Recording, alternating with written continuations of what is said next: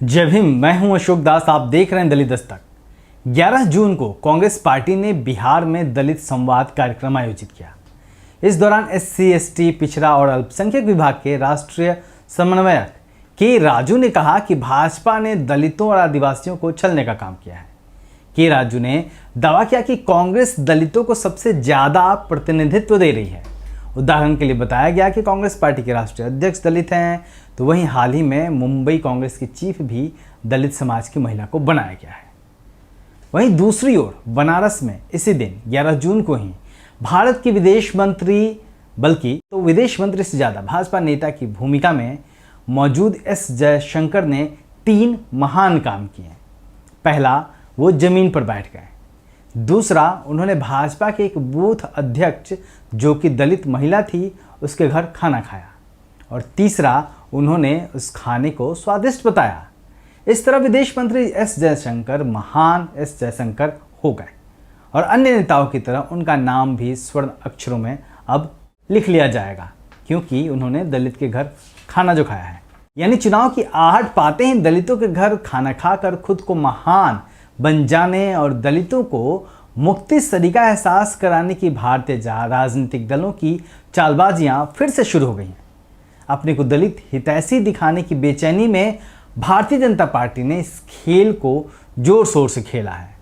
अमित शाह सहित तमाम अन्य भाजपा नेताओं का दलितों के घर खाना हो या फिर पीएम नरेंद्र मोदी का वाल्मीकि समाज के लोगों का पैर धोना हो, ऐसा कर भाजपा लंबे समय से अपने दलित विरोधी चेहरे को साफ करने में जुटी हुई है। यह तब और बढ़ जाता है जब चुनाव सिर पर हो। साल 2023 में अब महज 6 महीने बचे हैं और इन 6 महीनों में अभी 8 राज्यों में चुनाव होने हैं। इसमें से मध्य प्रदेश, छत्तीसगढ़, राजस्थान, तेलंगाना, त्रिपुरा, मेघालय, नागालैंड और मिजोरम जैसे राज्य शामिल हैं जहां पे विधानसभा चुनाव होंगे।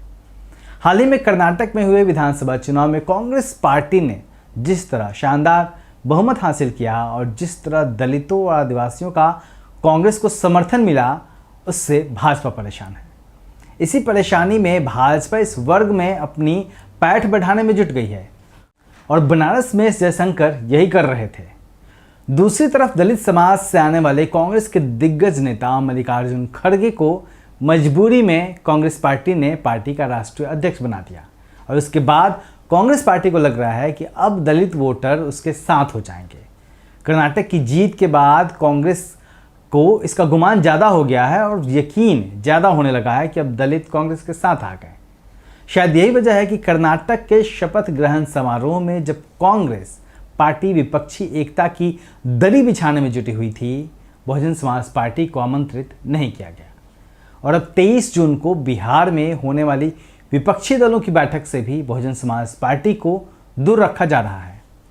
ऐसे में सवाल यह उठता है कि बाबा साहब डॉक्टर अंबेडकर की विचारधारा को सबसे मजबूती से जुड़ने वाली और अंबेडकरी विचारधारा के लिए सबसे ज़्यादा काम करने वाली बहुजन समाज पार्टी और उसकी मुखिया मायावती को इग्नोर कर भाजपा या कांग्रेस कैसे दलित हितैषी हो सकते हैं।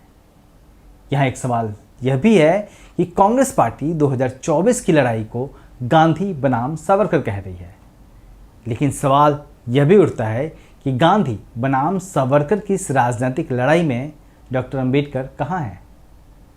न कांग्रेस बता रही है या न भारतीय जनता पार्टी।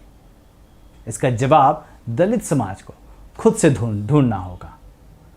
देखते रहिए दलित दस्तक। जय भीम। और हमारे चैनल को सब्सक्राइब करिए, लाइक करिए, शेयर करिए, संभव हो तो आर्थिक मदद करिए, ज्वाइन बटन दबाइए। जय भीम।